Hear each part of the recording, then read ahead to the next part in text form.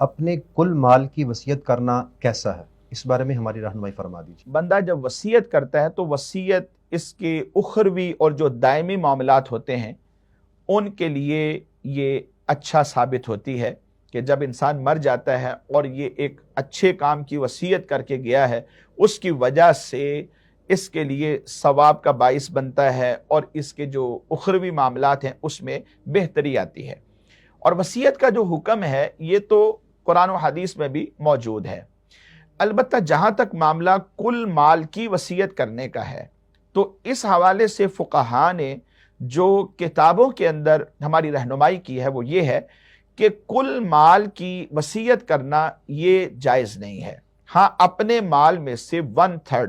1/3 1/3 کی وصیت کریں، شرعاً اس میں کوئی حرج نہیں ہے، یہ بالکل جائز عمل ہے۔